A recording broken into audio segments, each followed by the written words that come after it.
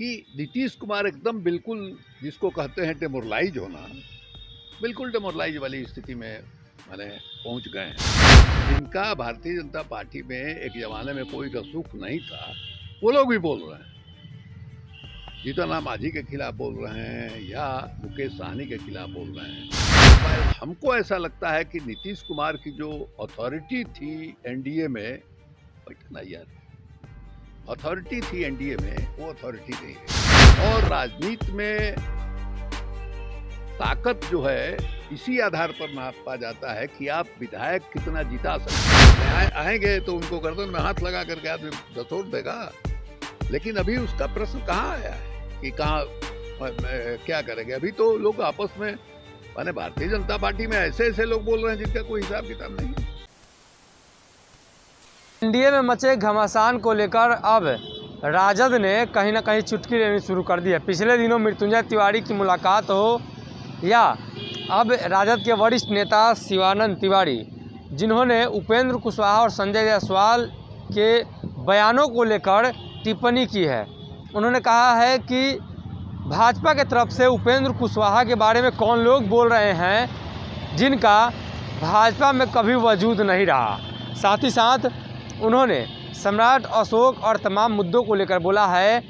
मुकेश सहनी को लेकर भी उन्होंने साफ किया है कि मुकेश सहनी और मुख्यमंत्री नीतीश कुमार जिस तरह की राजनीति कर रहे हैं वो कहीं ना कहीं सही बात बोल रहे हैं। एक बार फिर से शिवानंद तिवारी ने इशारों में भाजपा को घेरा है। आप ये वीडियो देखिए, क्या कुछ कह रहे हैं शिवानंद तिवारी। एक विचित्र स्थिति एनडीए में पैदा हो गई है।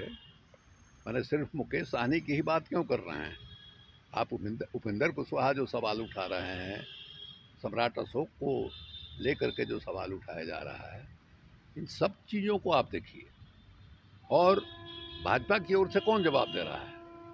जिनका भारतीय जनता पार्टी में एक जमाने में कोई रसूख नहीं था, वो लोग भी बोल रहे हैं। जीतन राम मांझी के खिलाफ बोल रहे हैं या मुकेश सहनी के खिलाफ बोल रहे हैं। दूसरी तरफ नीतीश कुमार एकदम मौन है।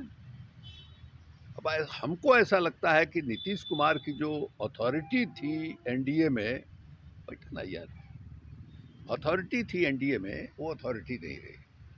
उसकी वजह भी है, पिछला जो विधानसभा का चुनाव हुआ, वो चुनाव का जो नतीजा है, विधायकों की जितनी संख्या जीत करके नीतीश कुमार के पास आई और जितनी संख्या भारतीय जनता पार्टी के पास आई, इसका फासला जो है बहुत बड़ा है।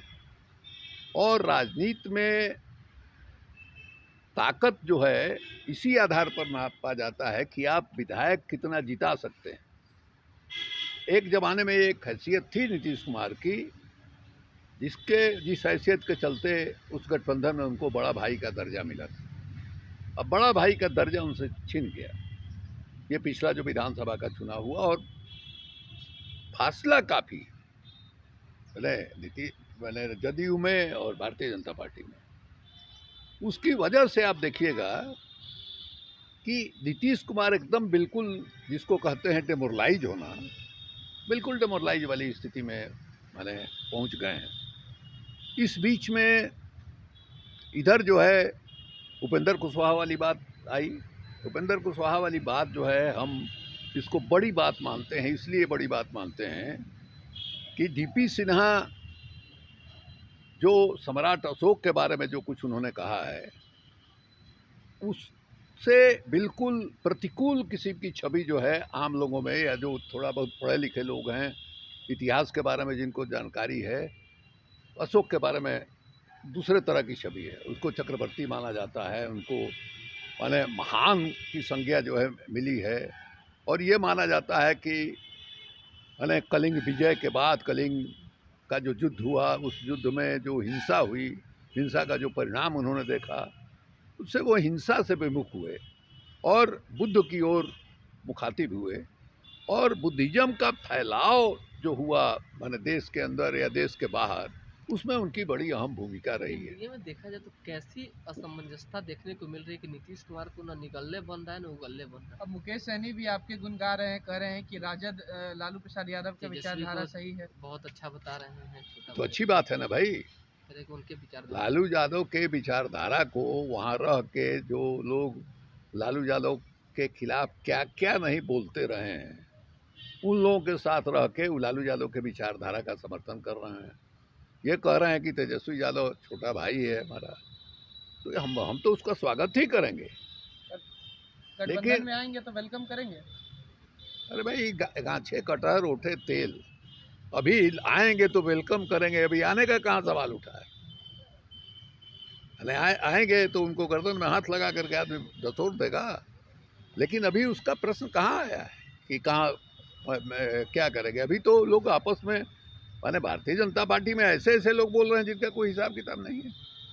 अब संजय जायसवाल और उपेंद्र कुशवाहा के बीच में ही जो वाकई युद्ध हुआ है उसको हम ज़्यादा गंभीर मानते हैं, और इसलिए गंभीर मानते हैं कि कुशवाहा बिरादरी, कोयरी बिरादरी, उत्तर प्रदेश में सैनी लोग, माने ये सब के सब लोग, माली लोग, ये सबको माने अशोक को अपना पुरखा मानते हैं, और आप जो है उनको अपमानित कर रहे हैं, उनको बेइज्जत कर रहे हैं।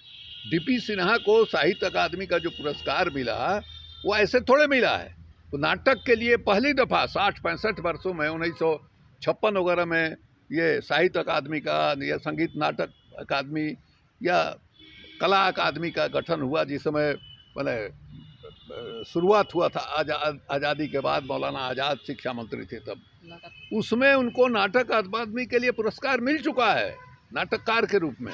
साहित्य अकादमी ने पहली दफ़ा नाटक पर जो है किसी को मैंने पुरस्कार दिया है।